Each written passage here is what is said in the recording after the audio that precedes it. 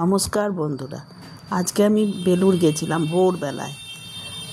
বেলুয়া থেকে নেমে ট্রেনে করে, কি ঠান্ডা বেলুড়! এই দেখো, এত মনোমুগ্ধ করা বেলুড়, এখানে বারবার আসতে ইচ্ছে করে। এই বেলুড়ের আমবাগান দেখো, দেখতে কি ভাল লাগছে। বেলুড়ের আমবাগান এখানে ফুলে ফুলে ভরা থাকে। এখন একটু ঠান্ডাটা কম, ফুলগুলো হয়নি, গাছ লাগিয়েছে। এই দক্ষিণেশ্বরের এই দেখো গঙ্গা, এখান থেকে ওই পারে দক্ষিণেশ্বর দেখা যায়।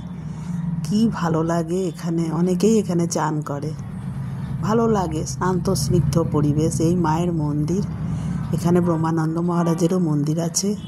ভীষণ মনোরম পরিবেশ এই মায়ের মন্দির। এখানে সবাই বসে পাঠ করে, কেউ জপ করেন। এত সুন্দর মনোমুগ্ধ করা পরিবেশ, বারবার যেন আসতে ইচ্ছে করে। এই ভেসেলে করে সবাই গঙ্গার ওই পারে যায়। বেলুড়ের পাশেই, মন্দিরের পাশেই এত সুন্দর ঘাট করা আছে, সেখান থেকে এই ভেসেলে করে এত মনোমুগ্ধ করা পরিবেশ। প্রচুর ভিড় হয় এই ভেসেলে।